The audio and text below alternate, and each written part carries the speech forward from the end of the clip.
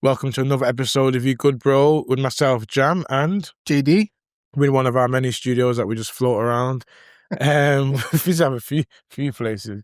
So this week, Mental Health Awareness Week. But before we get started, you good, bro? Yeah, I'm good. It's another week, almost halfway through the year. Where is time going? Start with that. Someone told me there's 33 more Thursdays until Christmas, which makes sense, but it sounds like 33 weeks is quite a long time, do you know what I mean? But it doesn't sound that big a time when you say 33.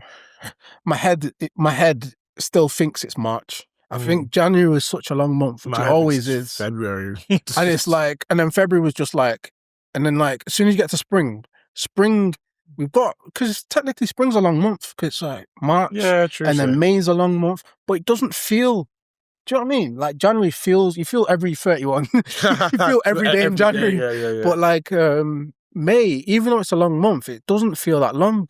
No. Because we both off mic, we're talking about a bit about football, and we're like, oh yeah, man, like the FA Cup finals is Saturday. And we're like, what at the time of filming, it's a Saturday, so Saturday coming, so it'll be tomorrow. Yeah. So it's just nuts how fast the year goes, and it's just like, you have to have time to reflect, which is a bit about this episode today, actually. Yeah, exactly.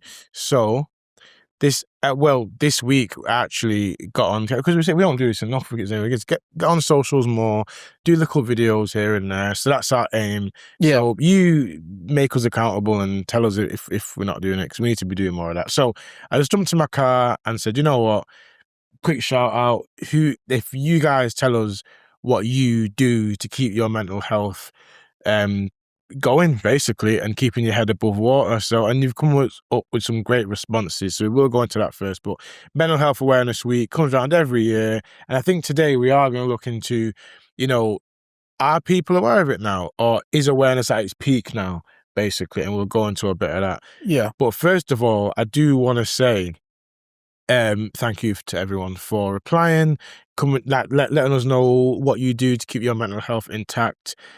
Also, as you can tell, visited my barber today. Drew me out on socials, telling me I need to come see him. Now, it's one or two things. He was either saying that I need to come see him because my hair is looking dusty, or he wants me to come so we can chat. And like barbershops are like a therapy session, essentially. Yeah. Getting your hair trimmed. Like some people go in the barbershop, like, a guy in there today, he wasn't even getting a trim. He just come in the barbershop, sits, catches joke. We mentioned that going back. If you go back and listen to our Black History Month special last October, the first one, no, the second one, not the first one. Yeah. In fact, listen to both actually. Listen to both. Listen back to Lamin's episode. Yes. About Len Johnson. That was in 2024. Which is coming up again. Len Johnson. We'll talk about that. We'll talk about that soon. And go listen back to 2025 because we had a great Manchester poet by the name of Rhys Williams. He talks a bit about how for a lot of people in the Black community, a barbershop was our first sanctuary, our first safe space.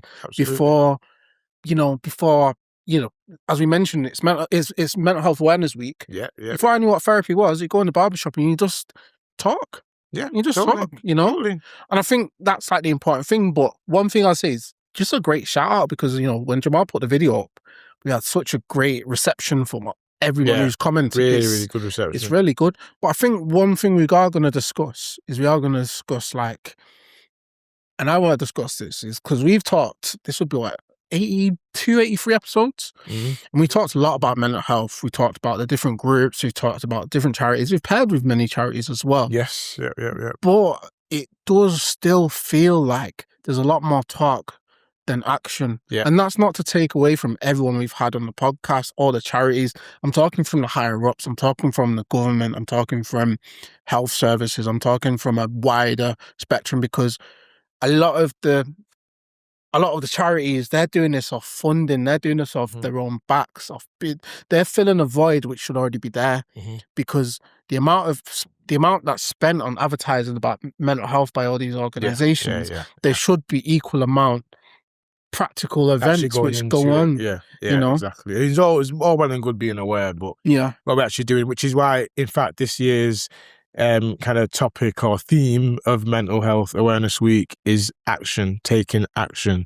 that's how I was talking about that. But I'm just gonna go to the listeners' comments first and what they've said. So I'm gonna name people. By the way, in future, if you don't want to be named, say so. But because you haven't, I'm going to name you. So, first of all, well, a popular one that was across the board, long walks and hikes. So, I'm actually going to go into that bit with yourself because you've been doing that a lot recently, like a lot. I've been seeing a lot of people doing it on Instagram, like long, I think it was shout out P1. He went on a 7-hour hike yesterday, which is very, very long. But, you know, it seems to be the in thing. And when I say in thing, and that's not in a negative sense, that's a very good sense that people are doing it. So like you've been doing it loads recently, haven't you? Yeah, like I said, we've had previous guests on in recent weeks and we've talked about it a lot. I've talked about it a lot. A few listeners might have mentioned how much I've talked about it. So honestly, again, it's not just that, it's just getting outside. Like it's getting outside. Like the amount of times I used to spend a lot of time on my phone, and now my phone screen time's less than 5 hours. Wow. Considering, like I mentioned previously in other episodes, it used to be double that. DMs, messaging people, being part of groups. But now I just give myself that time to, you know, go out and just. And it's not just hikes because it's just like being outside and walking, like, you know, you know, we probably there's a new thing on our group chat where we're all monitoring each other's steps. So like, it's like and you notice how I never post. So there's a few of us go on walks. If you know, we got good friends of ours and we go on walks. And like, even when I was in the office today, it was raining, it was pouring, but I just put my headphones on, went for a walk around Ancoats Marina, which, if you know it, it's a nice part of the city centre of Manchester. Pollen Bakery that everyone. Pollen Bakery. Shout out MC. Ends Department of Research. I like my content. Basically, is a guy who reviewed Pollen Bakery. Is online. Check his content out.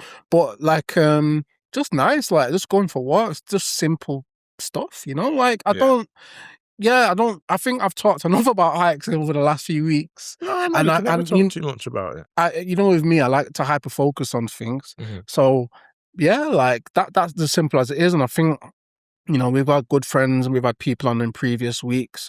You talk about it, you know. Yeah. Go back and listen to the Men Outdoors episode and go back and listen to, you know, like our other episodes where we talked about it, because I feel like it's just important. Luke Slater, Rewilding. Yeah, Rewilding as well. That he's with Luke Slater, he does a lot of bushcraft, gets outdoors. So, you know, I think it's there. It's there. The services are there. It's just, you know, it can be daunting if you're just being told to go out. Have you got any others? Yeah. So I'm going to leave this one. I'm going to leave till last because it is very funny. But Lauren shouted out journaling in a safe space and kind of locking off for a bit and doing journaling. You do journaling, don't you? I do it for like a week and then I give up. Yeah. But what would you say briefly like the benefits of journaling are? It's a safe space to just say what's on your mind and not be judged and not be ridiculed and not have to like make yourself small to make other people happy. It's like a place where you can just vent, you can be open, you can give gratitude, you can reflect on your own thoughts, because sometimes not everyone is a safe soundboard. People can weaponize your words against you. You can over share with people as well. Oh yeah. And sometimes that's not fair on the people you oversharing with, because you know, you can have a friend, but they're not your therapist. There's some and it's people, a lot for them to take. It's a lot for them to take. So like journaling to me is a safe space for just it's like a soundboard, you know? Like there's a big, obviously the Michael biopics out at the moment. You went to see that, didn't you? Yeah, it was good fun. But one of the big songs on there is Man in the Mirror. And if you look at my favorite. If you look at the lyrics of Man in the Mirror, a lot of it is talking about self-reflection, and that's what journaling does for me. So so not always. So silly, it's a very, very silly question. So obviously you journal, but that's not for others to see. That is just not at all. Yeah. No, not at all. Like I've shared it with maybe the only people I shared it with probably like some exes. but that was. But you're in control. I'm in control, so I can like measure what's. Mhm. And sometimes as well, it can be a lot for people to read. Yeah, Because I yeah. feel like when you go for a lot of things, like me and you, we can talk about pretty much anything, but Yeah. not everyone has that luxury. So Yeah. journaling for me, it gives you that self-reflection and goes like, this is my place to put what I really feel, Yeah. and not mask or not Mhm. not project certain thoughts onto other people. Mhm. And it's like what do I call it? It's like a middle line between like therapy, where you can go and vent your thoughts in a safe space, and then having a like a conversation in confidence with a Yeah. friend, because Yeah. it's just we need to have boundaries with what we talk to. Yeah. There's certain people who are clinically trained in talking about certain things, Yeah. and then there's other times where you can be like, I'll talk to my friend about that, but I won't expect them to be my therapist. I won't expect them No. to fix me. And do you find that you end up filtering sometimes? Well, obviously it depends which friend you're talking to, but do you find out with certain people you'll filter a bit more? Of course, Yeah. because I think you've got to remember there's boundaries. Mhm. There's boundaries that you've got to remember when you're sharing certain information. You've got to create a safe space for that person, and it's not always there. It's not always there. It takes a long time. Like I've said in previous episodes and previous weeks, it takes a long time for me to open up. Yeah. I can present myself a certain way, but Yeah. but I think it comes with age. Like journaling is a safe tool, Yeah. but when you get older, you realize who your people are. Mhm. And it's not to say that every person plays a different role in your life. Yeah. But it's not to say that they're not of value. It's just that certain people will play a bigger role where you can go to them on a more less boundaried scale. Mm-hmm. Okay. Well, next one is dog walks. Shout out to Dennis. She says dog walks. The amount of people that I've seen with dogs since lockdown. You know what, man? You know what? I'm always being converted, man. You might see me with a dog soon. You might see me with a dog soon. French bulldog. And that's what I would get. Do you know I what? love French bulldog because they're funny. I read something about dogs being, best friend, and the very like man's best friend / woman's best friend. Humans best.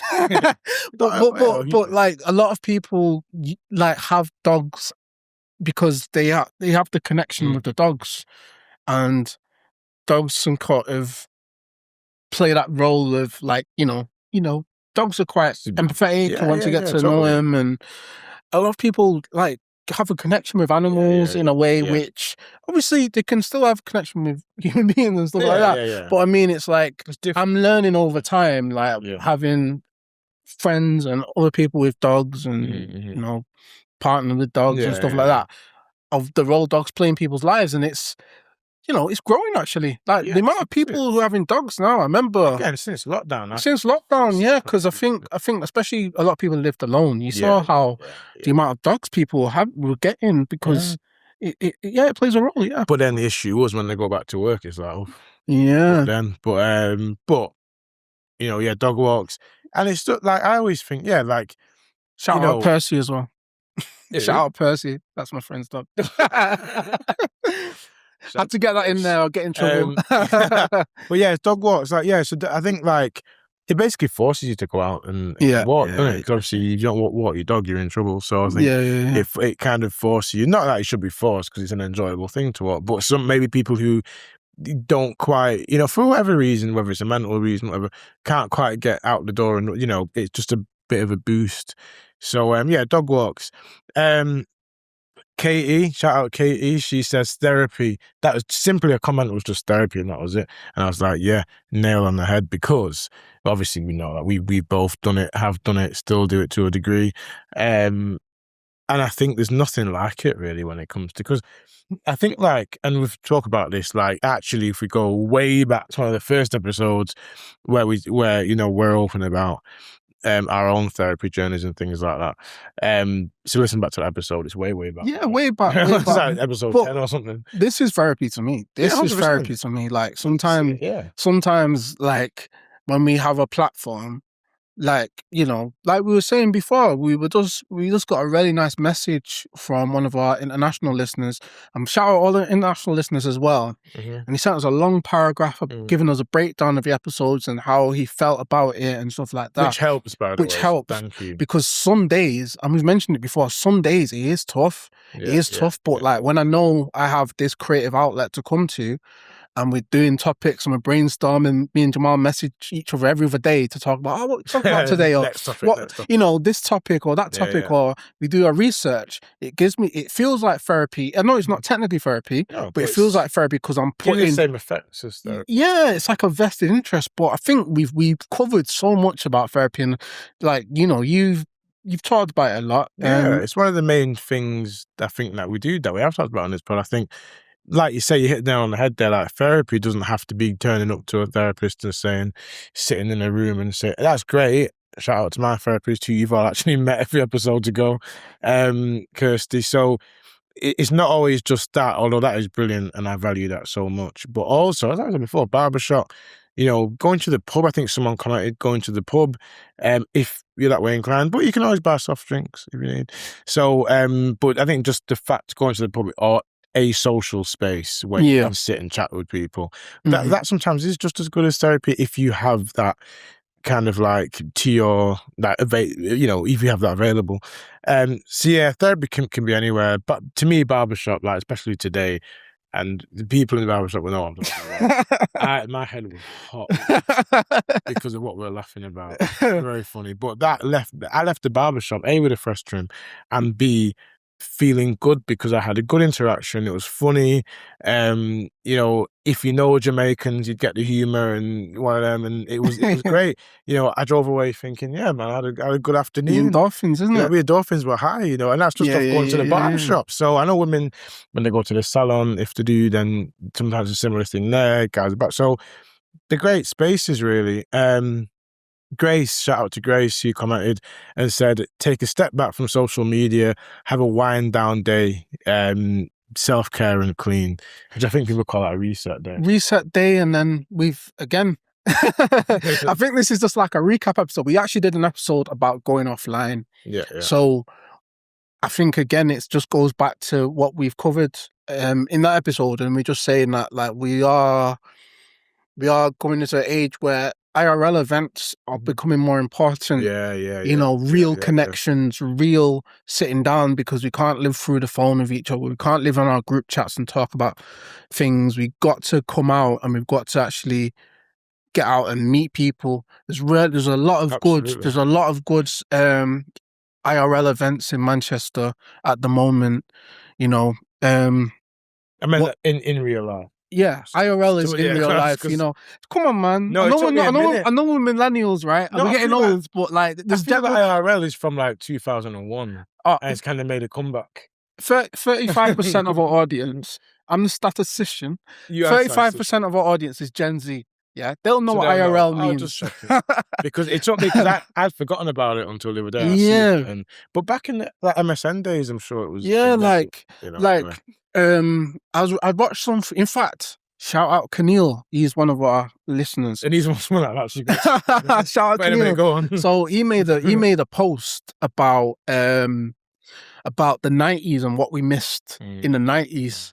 And we're talking. He made a post. Check out his stuff as well. He's a good like a commentator, and he has funny videos as well.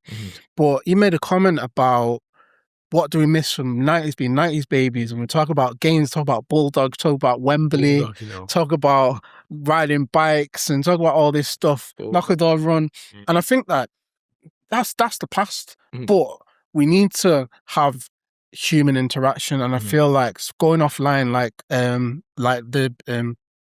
the listener said, would be a great tool. And I think it always is, because we need to be present. We can't always be on our phone. It is important. We have to be on our phone. It is everything. It's bank. It's our card now. We can pay for things. We can communicate with people like on WhatsApp. But there needs a step just to give you your mind and your brain.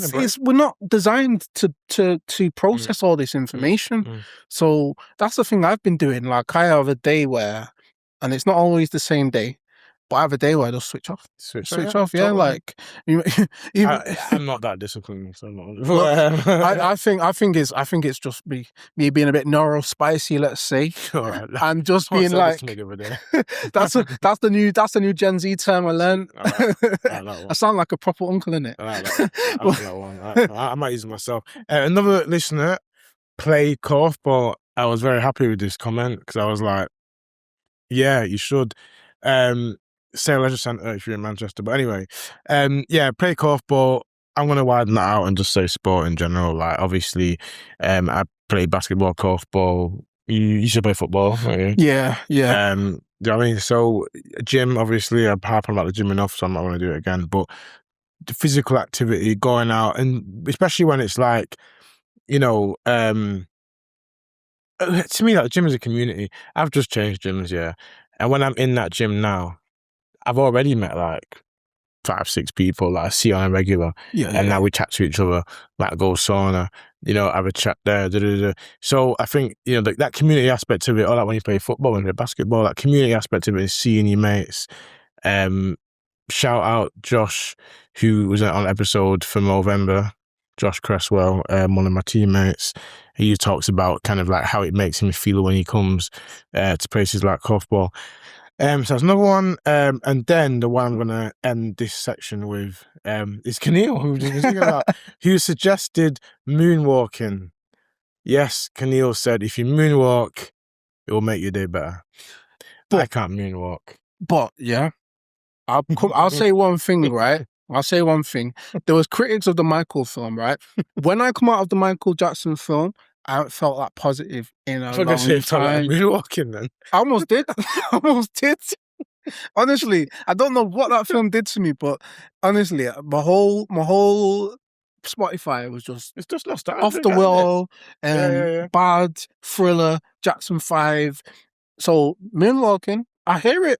I went the same way with Elton John when I saw the Elton John film. I'm not even really an Elton John fan, but I watched the film and all of a sudden my finger's full of Elton John. I'm talking no, but I went and found Michael Jackson off the wall, man. That's a great album.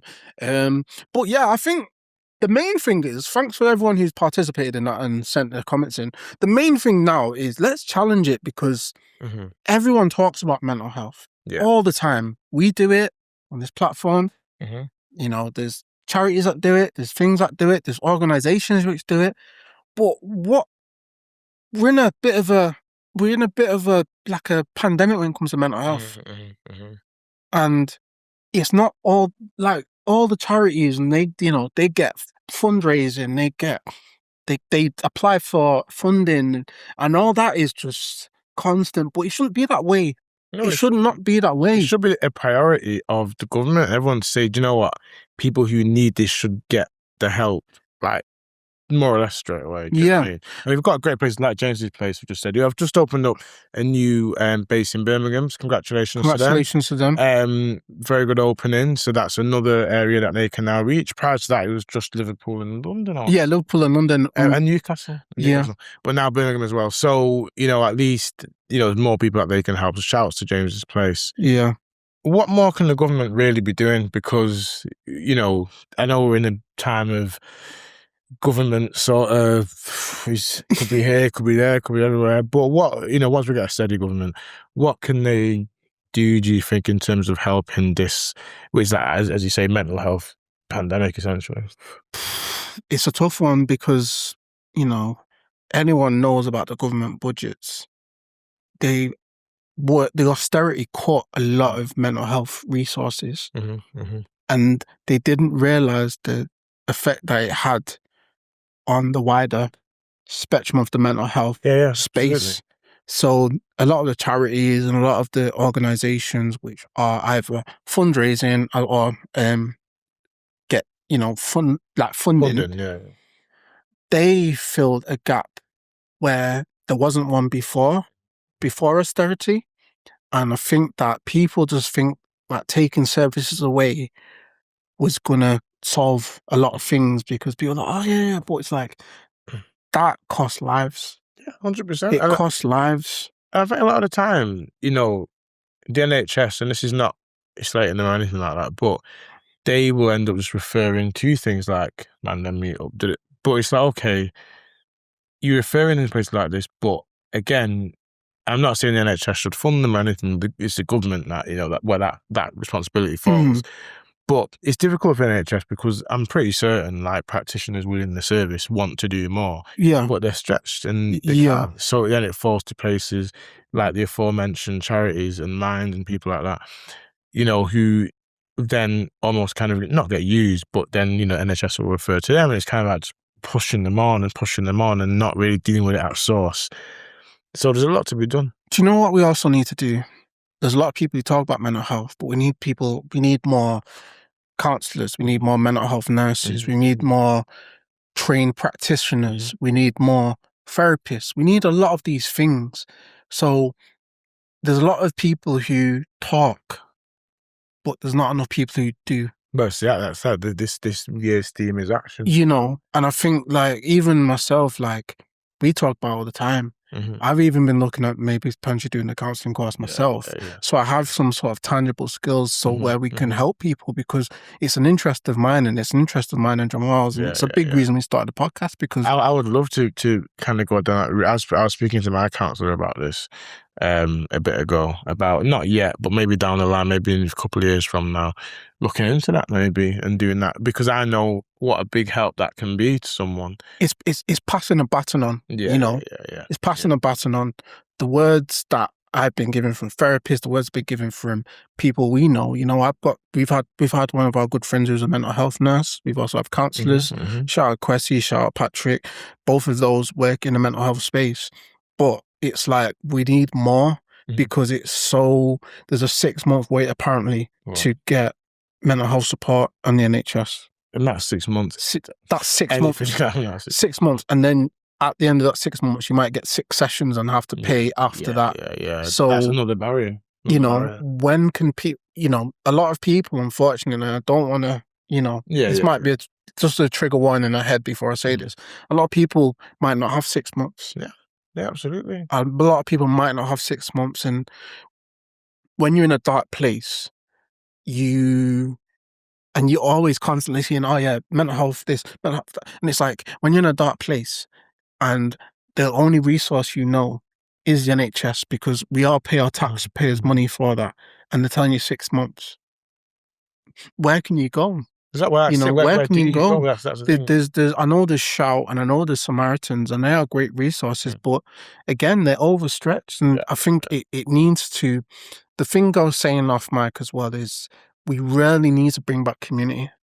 We really need to bring back community because that's how we sort of overcome this barrier where the government isn't supporting people with mental health. I want to know how much people are spending on advertising for mental health in comparison to actually investing it into practical resources, because I think that that's what needs to happen. And until that happens, we need community. We all need to support each other. We all need to help each other in any way. And that's what a lot of the people who we've connected with over the last 2 years have done and are doing and are still doing. And, credit to them, but they're still, if you are listening, and you are thinking, what, mental health's an interest of mine, it's something which I might have gone through, it might have friends or family have gone through, and it's of a keen interest, try and, there's tangible skills to pick up because you don't know who you'll be helping. If you get yourself trained up and do a counsellor course, I know they're not always the most accessible themselves, but if you've got a keen interest, the more people we have in the space, the better it will be in the long run. And hopefully it will stop this pandemic of the mental health crisis in the UK from expanding further. 100%. Well, that is a lot of food for thought for today's episode for Mental Health Awareness Week.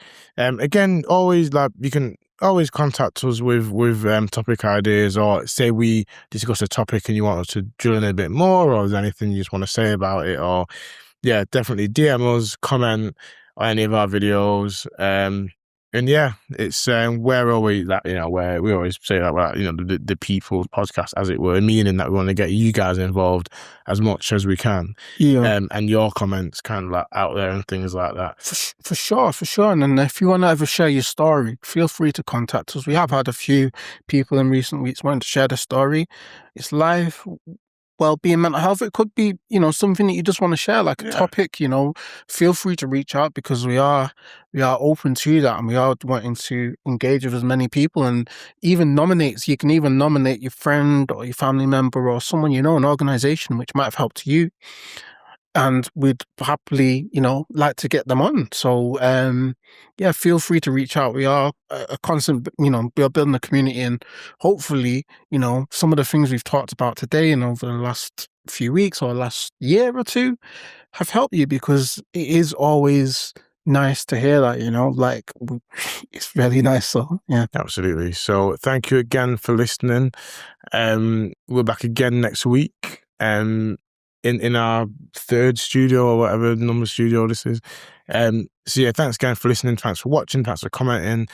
Tell a friend, tell a friend, tell a friend. Keep listening and keep subscribing. We're still on YouTube, which is great. Some people prefer YouTube, so subscribe to us on there. Subscribe to us on Spotify, Apple, whatever your preferred platform is. And we'll see you again next week for another episode of You Good Bro.